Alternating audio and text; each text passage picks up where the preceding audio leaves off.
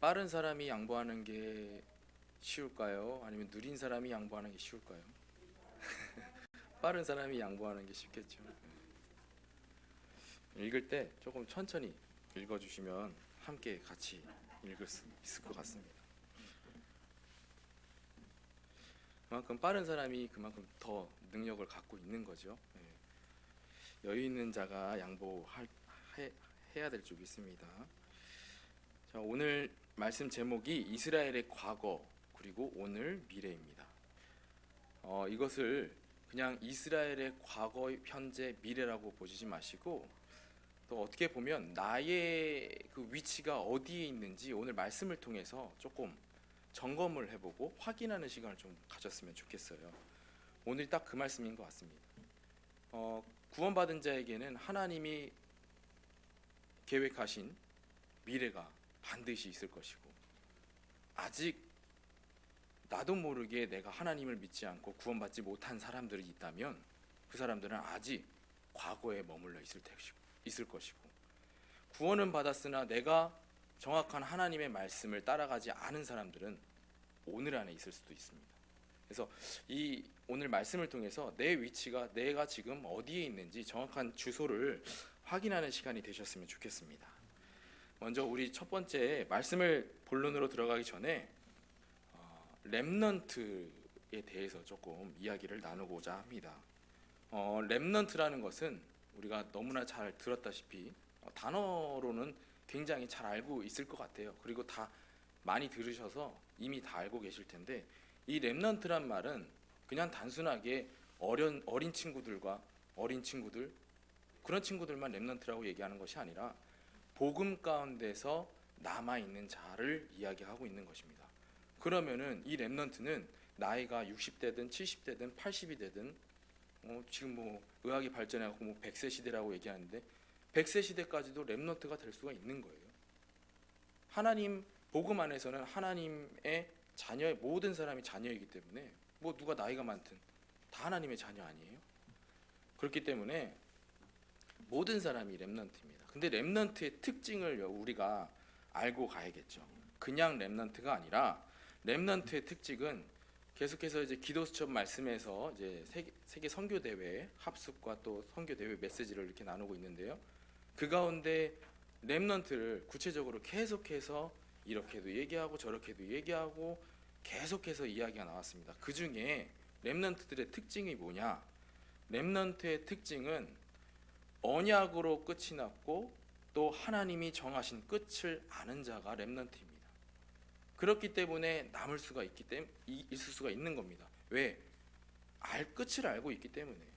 이미 언약으로 끝났기 때문에.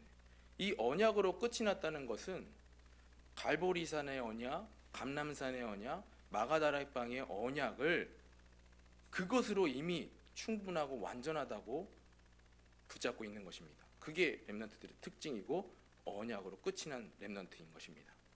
그럼 갈보리산의 언약은 무엇이냐? 요한복음 19장 30절에 예수님께서 모든 것을 다 이루시고 다 십자가에서 다 이루셨다 이렇게 말씀하신 그 언약입니다.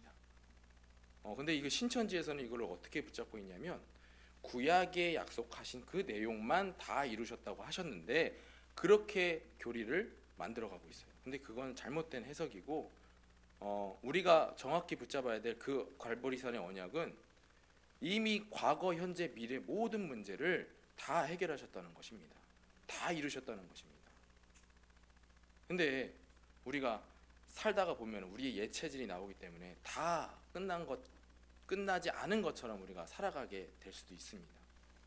그게 언약을 잠깐 놓친 거겠죠. 혹시나 내가 잠깐 문제가 닥쳤을 때, 나에게 위기가 닥쳤을 때, 내가 이 갈보리산의 언약을 놓치고 있다면 그 문제 가지고 시름시름 앓고 있겠죠. 근데 언약으로 끝이 난 사람들은 그 문제 또한 문제가 아닌 것입니다. 왜? 예수님께서 십자가에서 모든 것을 다 이루셨기 때문입니다. 그러면 감람산의 언약은 무엇이냐면 예수님께서 십자가에서 모든 것을 다 이루시고 부활하신 다음에 이야기하신 것입니다. 그 전에도 3년 내내 공생애 예수님께서 모든 것을 사역하시면서 매번 제자들에게 그리고 또 성경을 통해서 우리에게 계속 이야기해 주시는 것이 무엇이냐면 하나님의 나라를 계속 이야기하는 것입니다. 그게 감람산의 언약이거든요.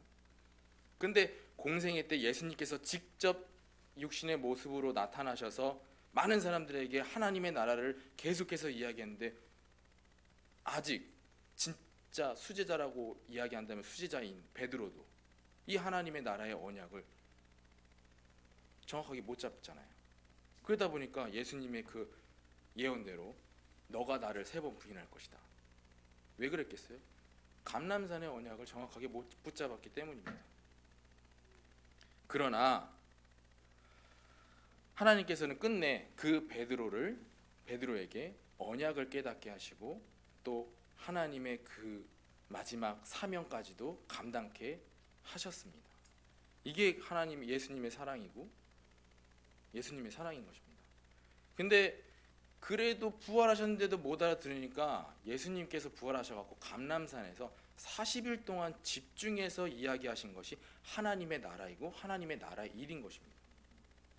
그리고 그 안에 포함되어 있는 것이 하나님께서 미리 응답을 주신 거예요, 이미. 근데 그 응답이라고 깨닫지 못한 많은 제자들이 놓치게 된 것이죠. 그러면 그 하나님의 나라의 그 응답을 미리 누릴 수 있는 방법은 우리 너무나 잘 알고 있습니다. 천국에서의 생활, 하나님 나라에서의 그 생활, 우린 너무나 잘 알고 있잖아요. 그곳에는 고통도 없고 그곳에는 아픔도 없고 그곳에는 슬픔도 없고 그곳에는 문제도 없고 그곳에는 온갖 하나님과 함께하는 그 평안과 행복과 기쁨이 넘친다는 그 내용 다 알고 계시잖아요. 그 천국의 그 응답을 미리 우리가 죽기 전에도, 죽으면 당연히 천국 가겠죠. 죽기 전부터 미리 누릴 수 있는 방법을 지금 감람산의 언약을 통해서 알려주고 계시는 것입니다. 천국에서 행복한 그 미리 응답을 꼭 아셨으면 좋겠습니다. 또 마지막으로 마가다락방의 언약은 우리가 우리의 능력으로 예수님께서 주신 그 마지막 사명을 감당하기가 어렵기 때문에 어려운 게 아니라 아예 절대 불가능한 겁니다. 근데 우리의 능력이 아닌 성령의 능력을 우리에게 주신다고 약속하셨고 너희들은 능히 하나님이 주신 예수님이 주신 마지막 사명을 감당케 하실 것이다 이렇게 얘기하신 거잖아요. 그게 갈보리산의 언약, 감람산의 언약, 마가다락방의 언약인 것입니다. 이것으로 끝이 난 게 렘넌트인 것입니다. 그러면은 내가 스스로 점검을 한번 해볼 수가 있죠. 과연 나에게 갈보리산의 언약은 몇 퍼센트 내 삶에 적용되고 있는 것인가? 과연 감람산의 언약은 내 삶에 어느 정도 비중을 차지하고 있을 것인가? 확인할 수 있잖아요. 그리고 내가 구하는 것이 무엇인가? 하나님 앞에 내가 구하는 것이 무엇인가? 점검할 수 있잖아요. 만약 내가 그 마가다락방의 그 언약을 구하는 것이 아니라 내가 하나님 앞에 구하는 것이 단순히 나의 건강과 나의 경제와 나의 행복과 나의 기쁨과 그런 것이라면 하나님의 그 주신 언약과는 맞지 않은 삶이겠죠. 또 하나님이 정하신 끝을 아는 자가 렘넌트입니다. 성경 속에서는 그 하나님이 정하신 끝을 아는 자들이 많이 나와 있습니다. 그래서 우리 맨날 메시지를 통해서 들렸던 그 렘넌트 7명, 하나님께서 이미 미리 응답을 주신 거예요. 요셉은 꿈을 통해서 하나님께서 미리 응답을 주셨고, 다윗은 사무엘을 통해서 언약을 듣는 그 순간부터 하나님께서 약속하신 그 끝을 이미 알았고, 다 그렇잖아요. 모든 렘넌트들이 내 행복이 아니라 내 단순한 성공이 아니라 그 뒤의 것을 바라보고 그게 끝을 알고 가는 거잖아요. 렘넌트 7명 모두가 자신을 향한 하나님의 미래를 본 것입니다. 이것이 시공간 초월을 본 자들이고 맞잖아요. 시공간 초월을 본 거잖아요. 이미 내 자신을 향한 하나님의 미래를 봤다니까요. 그러니까 뭐가 두렵겠어요? 아무것도 두려울 게 없는 거죠. 내 상황과 내 문제와 그런 게 하나도 걱정될 게 없는 거죠. 이게 렘넌트의 삶이었습니다. 그리고 이들을 통해서 시대의 재앙을 막았고 또 하나님의 계획인 세계 복음화를 이루신 것입니다. 요셉을 통해서는 애굽을 복음화시켰고, 뭐 겉보기에는 애굽이 뭐 복음화가 됐어? 안 됐죠. 그러나 하나님을 알게 되는 그 바로 왕이 고백하잖아요, 요셉에게. 너같이 여호와의 신이 감동된 사람을 본 적이 없다. 이거면 끝난 거 아닙니까? 다른 렘넌트들도 더 이상 설명할 필요도 없을 것 같습니다. 다 그랬어요. 하나님을 알리는 일에 그 하나님의 사랑의 하나님, 그리고 전지전능하신 하나님, 창조해줄 하나님을 증거하는 일에 다 쓰임받은 게 렘넌트들인 것입니다. 우리가 이 렘넌트 대열에 우리가 서야 될 줄 믿습니다. 그럼 오늘 본문 말씀에 이스라엘의 과거, 오늘, 미래라고 했는데 과거를 한번 보도록 하겠습니다. 이스라엘의 과거는 7대의 재앙이 있었습니다. 애굽의 노예가 되었었고, 또 출애굽하니까 이제는 또 어떻게 합니까? 복음을 잃어버리니까 이 7재앙은 다 복음을 잊어버렸을 때 일어난 일들이에요. 복음을 알았던 그 요셉을 잊어먹으니까 애굽이 어떻게 됐어요? 이스라엘 백성들을 노예로 삼았잖아요. 그래서 다시 하나님의 그 주신 언약을 회복했더니 출애굽했더니 이제 자신들이 좀 이제 살만하거든요. 평안하잖아요. 그 가운데 또 어떻게 됩니까? 또 복음을 놓치니까 이제는 주변 국가에서 이제 전쟁을 자꾸 일으키고, 그게 블레셋이잖아요. 또 아수르, 이제는 이스라엘이 북이스라엘, 남유다 이렇게 두 갈래로 나눠집니다. 그때 북이스라엘 어떻게 됐어요? 아수르를 통해서 이제는 포로가 되잖아요. 또 그때 아직까지는 그래도 복음을 깨닫고 있었던 그때 그 시절에 남유다는 어떻게 되었어요? 그때는 아직 그 엘리사가 살아 있었거든요. 그때 그 엘리사가 이제는 쳐들어오잖아요. 막 계속해서 공격해 오잖아요. 그러나 그 복음을 안 렘넌트 엘리야 한 명을 통해서 이스라엘은 재앙 속에 속하지 않게 될 수 있었던 것입니다. 근데 그 이후에요, 이제는 결국에는 복음을 잊어버리니까 어떻게 돼요? 또 선지자 이사야의 말을 듣지 않으니까 또 어떻게 됩니까? 이제 남유다까지도 이제 바벨론의 포로로 끌려가게 되는 거예요. 또 결국에는 이것까지 다 이제 끝났어요. 복음을 회복해서 다시 이제 성전 운동합니다. 수르바벨 성전 운동. 그럼 뭐예요? 다시 또 복음을 잊어버리는데. 그러니까 결국에는 어떻게 됩니까? 이스라엘의 과거는 이제 속국된 로마의 속국으로 이렇게 인도받게 되잖아요.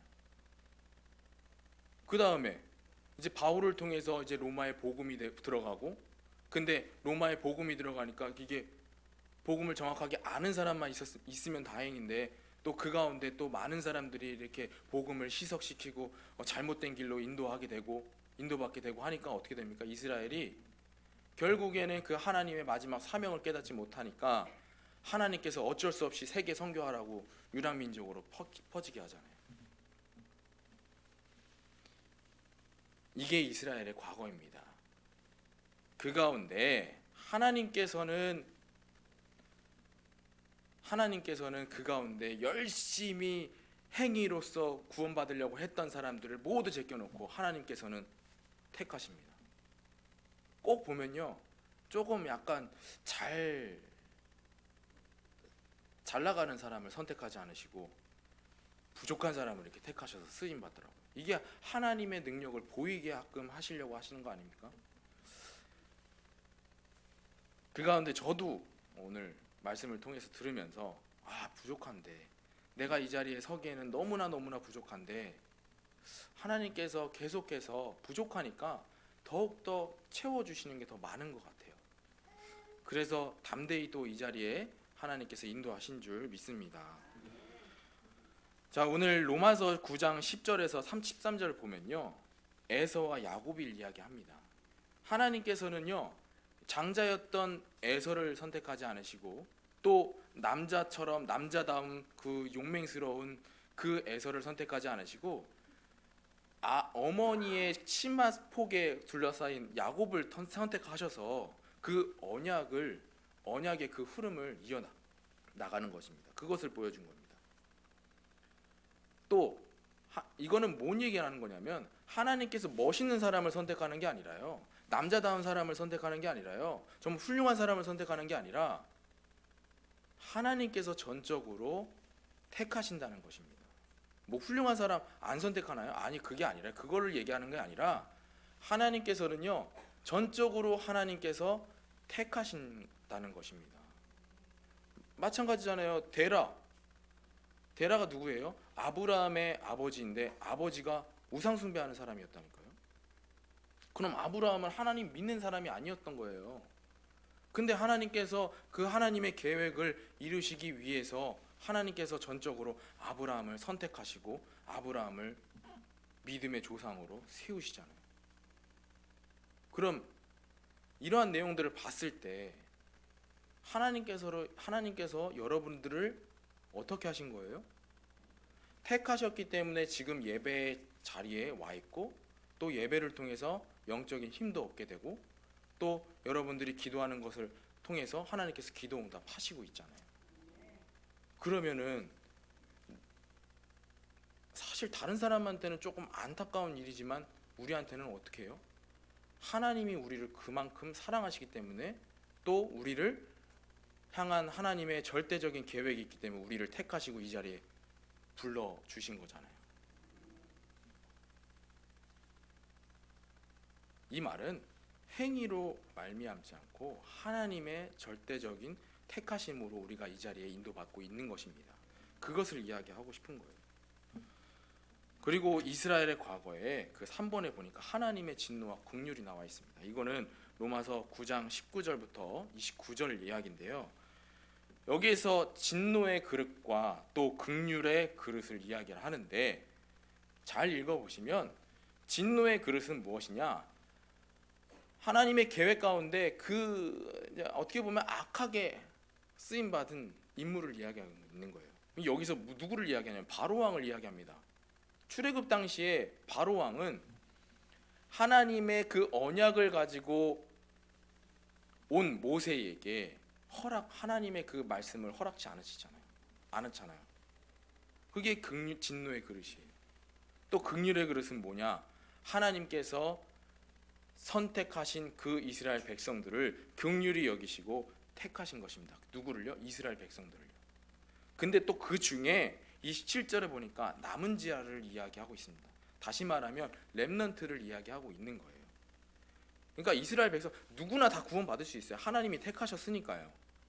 근데 그 중에서 누구를 이야기하고 있으시냐면 렘넌트를 또 다시 이야기하고 있는 것입니다. 그래요, 맞아요. 내가 그냥 신앙생활만 하면요 구원받고 천국 갈 수도 있을 거예요. 그러나 하나님께서 원하시는 것은 그 렘넌트 대열 속에 있기를 원하시는 겁니다. 그거를 이야기하고 있는 거예요. 봐보세요. 10번의 재앙을 통해서 모세가 바로왕에게 이야기하잖아요. 하나님께서 이렇게 하실 것이다. 우리는 나가야 된다. 피제사 드리러. 10번이나 이야기했는데 바로왕은 마음이 완악해져서 하나님께서, 거기에 보면 나와 있어요. 스스로 완악한 게 아니라 하나님께서 완악하게 만드셨다고 그랬어요.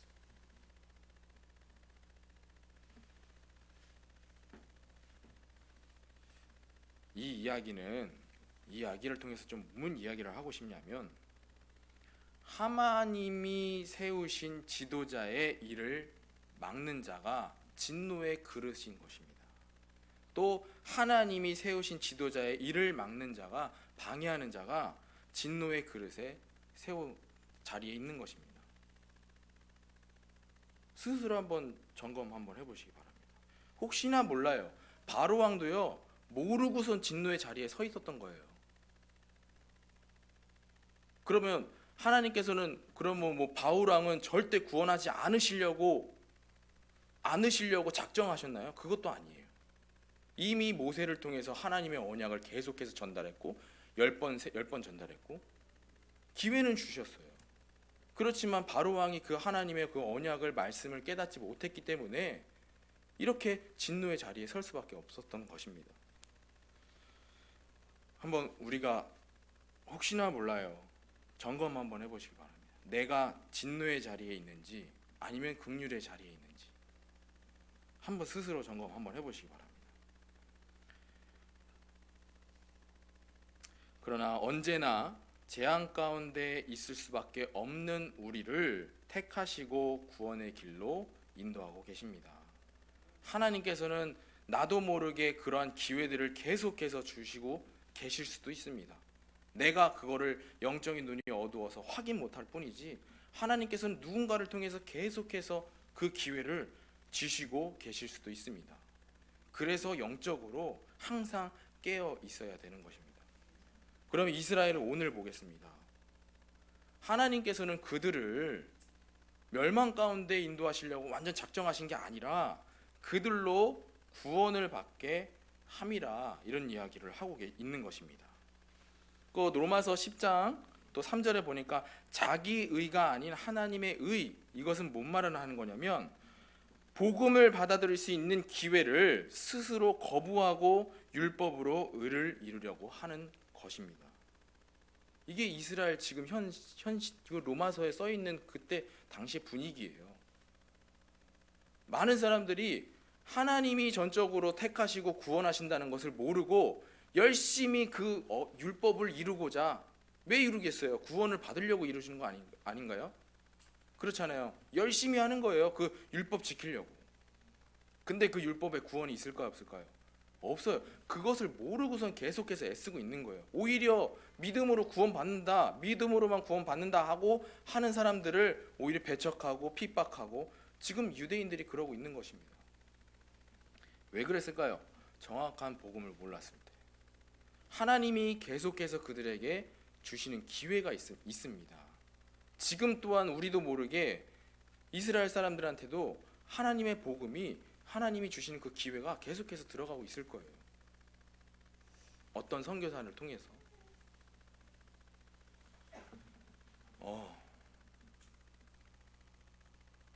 나라를 하나 소개 한번 해드릴게요. 예전에 있었던 나라인데요. 나우루 공화국이라는 나라입니다. 이 나라는요, 호주 옆에 그 솔로몬 제도, 섬 많은 나라 있잖아요. 막 이제 막 지구 온난화로 해갖고 막 곧 있으면 막 잠길 것 같은 나라 그 중에 하나예요. 땅이 얼마나 하냐면요, 우리 수원시보다 또 영통구보다 작아요.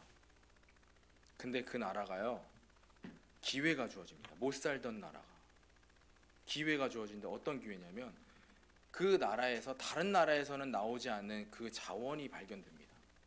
근데 그 자원이 어떻게 만들어졌냐면 그 주변이 다 바다잖아요. 산호초들이 많은 거예요. 근데 또 하필이면 그 지구를 뭐 한 바퀴 돌고 착지한다는 그 새들 있잖아요. 새들이 거기에 머물고 떼들이 머물고 막 열심히 똥을 쌌겠죠. 몇 년 동안. 그 산호초와 그 몇천 년 동안 그 새들이 쌌던 그 똥이 합쳐져 갖고 자원이 된 거예요. 근데 이게 수천 년 동안 쌓이다 보니까 어마어마하겠죠. 근데 이게 되게 희귀하니까 비싼 값에 이제 많은 이제 선진국들이 그것을 사가게 되는 것입니다. 그러니까 돈이 많아진 거예요. 갑자기. 돈이 많아지니까 어느 정도냐면 그 나라가 이제는 정부에서 야, 외국 가고 싶은 사람 있어? 유학 가고 싶은 사람 유학비 줄 테니까 유학 갔다 와. 너네 결혼했어? 너네 집 한 채. 요새 대출 받기 힘들더라고요. 진짜 힘들더라고요. 까다롭더라고요. 근데 그냥 무상으로 주는 거예요. 너네 결혼했어? 그래, 집. 그래. 근데 다 이미 시민들도 주민들도 돈이 많으니까 어느 정도냐면 소비가 어느 정도냐면 집에 람보르기니가 2대씩은 있는 거예요. 기본 2대씩. 람보르기니 아세요? 차 중에 제일 비싼 차라고 보시면 돼요. 우리 뭐 수원에도 5대밖에 없나 뭐 그런 얘기를 옛날에 들었었어요. 근데 그거를 한 가정당 2대씩. 아, 미식축구 보고 싶어. 우리나라에서는 미식축구 할 그 공간이 없으니까 아까 영통구만 하다고 그랬잖아요. 그럼 가까운 나라 호주로 비행기 타고 갔다 오는 거예요. 당일치기로. 우리 주민이 아파? 병원비 다 대줄게. 호주 가서 치료받고 와. 그 정도로. 또 그러다 보니까 자원이 많으니까, 돈이 많으니까 주민들이 일을 안 해요. 일을 안 하고 이제 외국인 노동자를 사서 이제 쓰기 시작하는 거죠. 그것만 캐면 다 돈 벌 수 있으니까. 네, 똥 캐서. 근데 이랬던 나라가 이제는 그게 자원이 언제까지 영원하겠냐고요. 근데 이미 편한 그 삶이 되었잖아요. 이미 시민들은, 주민들은 이제 살이 찌기 시작한 거예요. 뭐 해주는 밥 먹고 그냥 뭐 살이 쪘는데 봐봐요. 람보르기니 탈 수 있겠냐고요. 못 타죠. 람보르기니 못 타는데 기본 2대씩 갖고 있다니까요. 거기를 이제 주변을 이제 쭉 도는데 그 바닷가 해변도로 있잖아요. 거기 도는데 뭐 20분도 안 걸릴 거예요. 그 정도로 조그매요. 그리고 최고 속도가 40km. 근데 그 스포츠카가 웬 말이냐고요. 그만큼 사치가 심했던 나라입니다. 근데 이제 자원이 고갈됐죠. 이제 주민들은 이제 다른 일을 할 수 없을 정도로 살이 쪘죠. 이제 정부에서 뒤늦게 이제는 이야기합니다. 야, 우리 이러고 나면은 우리 저거 다 떨어지면 우리 거지 돼. 그러니까 일 시작해. 농사도 짓고 저 바다 가서 물고기도 잡고. 근데 이미 살쪄 있으니까 게을러진 거예요. 말도 안 되죠. 자원은 고갈되고 이제는 돈이 없어지기 시작합니다. 돈이 없으니까 어떻게 돼요? 이제는 돈이 필요하니까 이제는 테러리스트들과 이제 손을 잡기 시작합니다. 야, 내가 너네 비밀 기지를 우리나라에 허락해 줄 테니까 너는 그만큼의 돈을 줘. 근데 그게 어느 나라랑 연관이 되어 있냐면은 제일 강대국 미국이랑 연관이 되어 있는 거예요. 9.11 테러 다 아시잖아요. 그 9.11 테러가 그 테러리스트들이 머물렀던 장소가 나우루 공화국이었던 거예요. 그러니까 그것을 안 미국이 어떻게 했어요? 강대국이니까 그 나라 완전 왕따 시켜버린 거예요. 이제 그 나라랑 수출하지 마, 수입하지 마, 아무것도 하지 마. 왕따 된 나라. 기회를 그렇게 놓쳐버린 것입니다. 우리 또한 영적으로 하나님께서 계속해서 기회를 주시고 있는데 그 기회 놓치면 안 되지 않나요? 꼭 하나님의 말씀 따라 다시 회복하시고 회개하시고 올바른 신앙생활 하는 우리 은혜로운 교회 성도님들이 되시기를 바랍니다. 또 3번에 모든 믿는 자에게 이를 이루기 위해 율법이 마침이 되시니라. 이 말씀은 뭐냐면 로마서를 이야기하고 있는 건데요. 로마서에서는 율법을 자꾸 얘기하고 있습니다. 율법과 죄를 계속 얘기하고 있는데요. 거기서는 뭐라면 모든 사람이 죄인이다. 로마서의 핵심은 모든 사람이 죄인이고 율법으로 구원받을 수 없다. 오직 예수님을 통해서만이 구원받을 수 있다 이야기를 하는 겁니다. 근데 율법을 이야기하고 있는데요. 그러니까 바울이 로마 사람들한테 편지를 보낸 거잖아요. 율법은 100% 지킬 수 없어요. 그걸 이야기하고 있는 겁니다. 예수님께서 이야기하시잖아요. 죄 없는 사람이 이 사람을 돌로 치라. 근데 아무도 돌로 치지 못했어요. 왜요? 왜 이렇게 솔직했는지 모르겠어요. 지금 시대는 다르잖아요. 죄 있어도 죄 없는 척하고 던지잖아요. 다 죄인이라는 겁니다. 누구 하나 율법으로 구원받는다면 구원받을 사람이 한 명도 없어요. 우리 신앙생활 봐보세요. 우리도 사실상 양심껏 한번 내 자신을 한번 보시면 솔직히 우리가 이 정도 신앙생활 해갖고 구원받을 사람 누가 있냐? 저부터 없어요. 아무도 없을 거예요.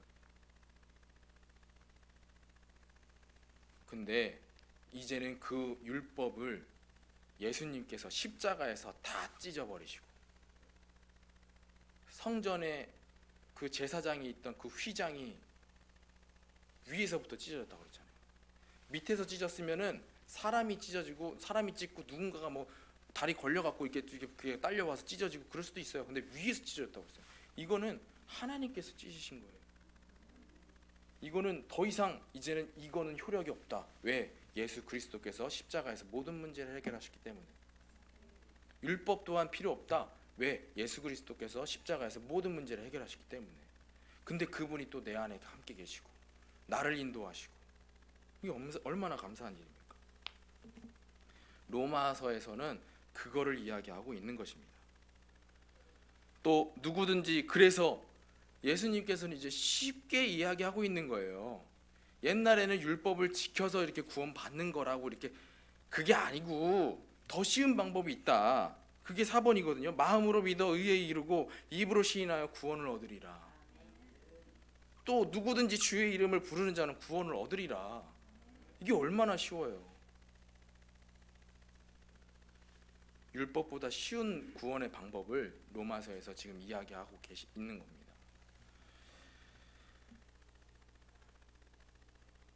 또 3번에 이스라엘의 미래를 이야기합니다. 근데요, 이스라엘의 미래는 뭐 어땠냐면, 그러면 이 정도 이야기했으면 복음을 깨달아야 되잖아요. 하나님이 그 주신 언약을 깨달아야 되잖아요. 못 깨달은 거예요. 못 깨달으니까 어떻게 쓰임받냐면 진노의 자리에, 그 자리에 서게끔 된 거예요. 근데 이거를 하나님께서 그냥 무조건 진노의 자리에 세우신 게 아니라 이들이 선택을 한 거예요. 복음을 깨닫지 못하니까요. 그러니까 어떻게 합니까? 근데 그러면 하나님의 계획이 무너지냐? 아니죠. 그 진노의 자리에 선 이스라엘 사람들을 통해서, 백성들을 통해서 하나님께서는 그 계획을 정확하게 이루어 나가십니다. 그 가운데 남은 자를 하나님께서 택하셨고, 또 그 이스라엘 사람들이 복음 안에서 넘어졌다는 것은 그 뭐냐면 이제 복음을 놓쳤다는 이야기입니다. 근데 그 넘어짐이 세상과 이방의 풍성함이 됐다고 그랬어요. 이스라엘 사람들이 복음을 깨닫지 못하고 이제는 유랑민족이 돼서 전 세계적으로 흩어지니까 하나님의 절대 계획이 그 자리에서 이루어진 거예요. 누구를 통해서요? 그 흩어진 그 이스라엘 사람들 중에 남은 자, 복음으로 끝난 사람들, 그 사람들이 그 자리에서 이제는 하나님의 그 사명을 이루게 되는 것입니다. 그게 이방인의 구원을 이야기하고 있는 것입니다. 그게 로마서 11장이에요. 결론적으로 우리 함께 읽어봤으면 좋겠습니다. 에베소서 2장 1절부터 10절까지 함께 찾아보고 함께 읽어봤으면 좋겠습니다. 에베소서 2장 1절부터 10절입니다.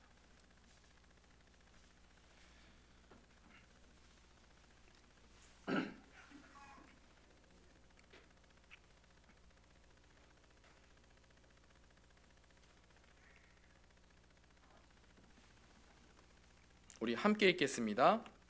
그는 허물과 죄로 죽었던 너희를 살리셨도다. 그때 너희는 그 가운데서 행하여 이 세상 풍조를 따르고 공중의 권세 잡은 자를 따랐으니 곧 지금 불순종의 아들들 가운데서 역사하는 영이라. 전에는 우리도 다 그 가운데서 우리 육체의 욕심을 따라 지내며 육체와 마음에 원하는 것을 하여 다른 이들과 같이 본질상 진노의 자녀이었더니 긍휼이 풍성하신 하나님이 우리를 사랑하신 그 큰 사랑을 인하여 허물로 죽은 우리를 그리스도와 함께 살리셨고 너희는 은혜로 구원을 받은 것이라. 또 함께 일으키사 그리스도 예수 안에서 함께 하늘에 앉히시니 이는 그리스도 예수 안에서 우리에게 자비하심으로써 그 은혜의 지극히 풍성함을 오는 여러 세대에 나타내려 하심이라. 너희는 그 은혜에 인하여 믿음으로 말미암아 구원을 받았으니 이것은 너희에게서 난 것이 아니요 하나님의 선물이라. 행위에서 난 것이 아니니 이는 누구든지 자랑하지 못하게 함이라. 우리는 그가 만드신 바라 그리스도 예수 안에서 선한 일을 위하여 지으심을 받은 자니 이 일은 하나님이 전에 예비하사 우리에게로. 아멘. 이게 우리의 과거와 현재와 미래입니다. 여기서 중요한 것은 마지막 10절에 선한 일을 위하여 라는 말씀이 나옵니다. 이것이 선한 일을 위한 것이 하나님의 목적을 이야기하고 있는 겁니다. 그럼 하나님의 목적이 뭐고 그 선한 일이 무엇일까요? 그건 첫 번째로는 우리가 하고 있는 렘넌트 운동, 그 후대를 세우는 일입니다. 물론 후대가 정말 세상적으로도 서밋이 되면 너무 좋겠죠. 그것보다 우선적인 것이 있는 것입니다. 그것이 영적 서밋인 것입니다. 그게 후대를 세우는 일이고 하나님께서 원하시는 목적이고 그게 선한 일인 줄 믿습니다. 또 두 번째로는 전도와 선교예요. 전도와 선교와 내가 상관이 없다면 사실상 하나님과 나와는 상관이 없는 불신자나 마찬가지입니다. 교회 안에 있지만 전도와 선교라는 그 말씀을 듣지만 내가 이거와 상관이 없다면 불신자나 마찬가지예요. 왜요? 하나님과 상관이 없으니까. 이게 하나님이 원하시는 목적입니다. 그래서 우리가 마음을 두고 앞으로 있을 이 세계 선교 대회를 두고 우리가 함께 기도해야 돼야 됩니다. 우리를 대신해서 지금 많은 나라에 가서 복음을 전하고 있잖아요. 복음을 전한다는 건 뭐예요? 다시 말하면 재앙을 막고 있는 거예요. 그 나라를 통해서 우리에게 들어올 재앙들을 이미 선교사님들이 그 현장에 가서 막고 있는 거예요. 이게 선교예요. 마치 선교라고 하니까 다른 나라 일이고 나와 상관없는 일이다 이렇게 생각할 수도 있는데요. 저 또한 그랬고요. 근데 조금씩 이제 하나님 말씀을 들어가면서 이제 깨닫고 나니까 이 선교라는 게 굉장히 우리가 원래 해야 되는 일이었는데 선교사님을 하나님께서 보내셔서 우리가 대신할 일들을 하고 있는 거구나. 저번에도 말씀드렸잖아요. I am 레전드라는 그 영화가 주인공 혼자만 좀비가 아니에요. 나머지는 다 좀비예요. 나 혼자 구원받았다고 해서 뭐가 의미가 있겠어요. 물론 이게 하나님의 뜻은 아니겠지만 무슨 의미가 있겠냐고. 그렇잖아요. 지금 여러 가지 이제 사회적인 문제를 가지고서 이제 국가에서나 이제 또 똑똑한 사람들이 나타나서 이제 나와서 많은 대책들과 방안들을 세우는데 그게 뭔 소용이 있냐고요. 그래서 오직 속으로 우리가 들어가야 되고 또 그 오직 복음으로만이 그들을 구원할 수가 있는 것입니다. 아무리 똑똑해도 뭐예요? 제가 깊이 공부한 건 아닌데 중독 재활 복지를 공부하다 보니까 거기에서 이제 많이 사회적으로 이제 대처를 합니다. 중독에 대해서 어떤 데는 막 약물로 치료를 받게끔 이렇게도 하고 또 병원에 강제로 입원하게끔 해갖고 그 중독을 치료받게 하고 어떤 데는 심리적으로 이렇게 상담해갖고 이렇게 치유받게 하고. 근데 아직도 이 방법이 있거든요. 근데 이 방법으로 효과 본 사람이 한 명도 없어요. 거의 없어요.